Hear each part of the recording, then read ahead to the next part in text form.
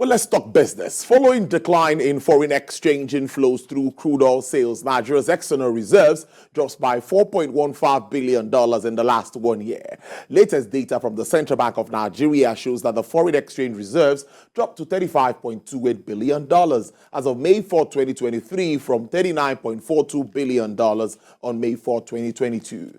The downward trend in the country's external reserves is attributed to reduce FX inflows into the country and increase demand pressure on the gross official reserves. The managing director of and chief business officer at Optimus by AfriInvest, Mr. Ayodi Jebo, explains that the decline in external reserves implies that the rate of inflows of FX through crude oil proceeds and other sources like foreign portfolio investment and foreign direct investment have continued to drop, while the utilization of FX by the CBN increased. To improve the country's financial sector, the Central Bank of Nigeria is warning commercial banks against harboring and embarking on licensed foreign firms. The Apex Bank issues this warning in a document titled Guidelines for the Regulation of Representatives Office of Foreign Banks in Nigeria.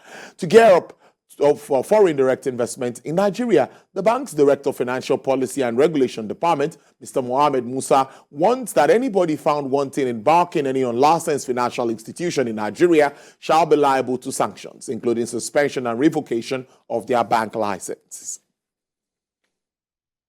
In a bid to provide affordable houses to people of Gombe State, the state governor, Mr. Muhammadu Inuwayaya, alongside Kaduna State Governor Malam Nasir El-Rufai, has unveiled a new layout known as Shongo Garden Layout and the groundbreaking for the construction of 550 units in a bid to provide affordable housing for the people of the state. Speaking at a groundbreaking event, Governor Inuwa observes that the state has witnessed increase in both the population and size of its urban cities, partly as a result of influx of internally displaced persons and urbanization owing to its centrality in the northeastern region and prevailing insecurity in the neighboring state.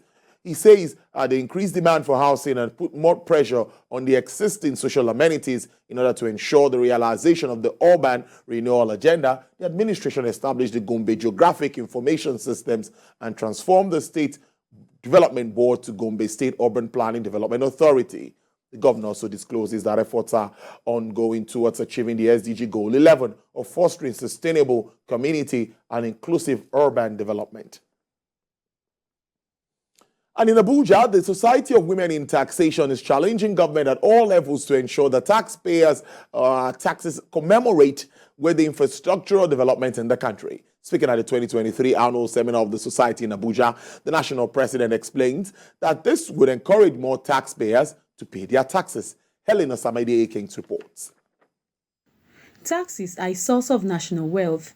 They are meant to be used in the development and maintenance of infrastructures like roads and help to create or maintain the institutions needed for the rule of law and the functioning of the democratic process.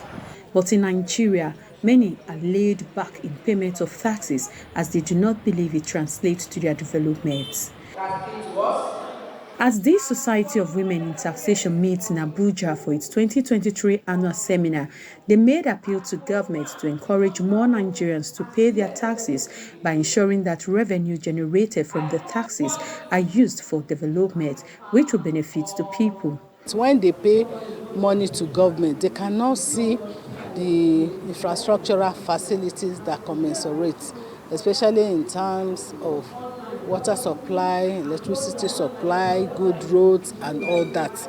As new administration takes over the affairs of the society, they are challenged to engage the government to do more in supporting women in business.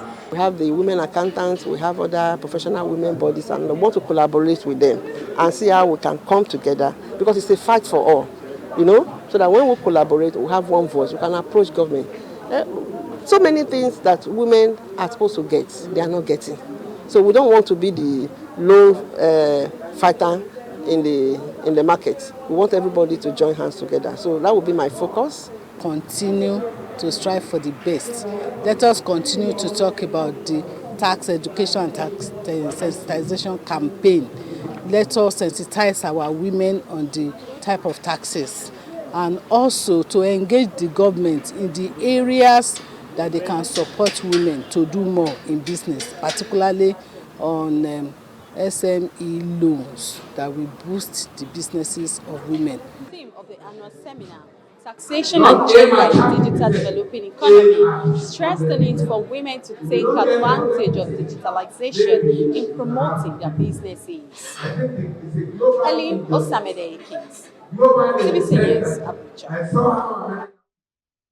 Young entrepreneurs in the country have been charged to identify their potentials in order to achieve the set out goals. This was a submission at the 2023 Young Entrepreneurs International Summit, which held in Lagos. Details in the next report. One thing I think that the same passion they have.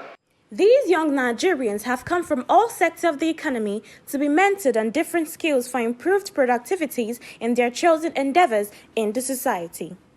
This gathering is to discuss issues related to the development of young entrepreneurship in Nigeria. Over the time, we found out that young youths are multi-talented, so they find it out to focus on a certain skill and harness the potentials they need. So this edition, we're going to teach them and mentor them on how to harness the potential and become impactful for the community. This year's edition is themed Unleash Your Potentials, provided avenue for these young minds to acquire entrepreneurial mentorship from experts and CEOs for a successful career, while stressing the need for self-awareness in order to compete in global markets. Young Nigerians have actually shown to be very entrepreneurial and have excelled in many things around the world.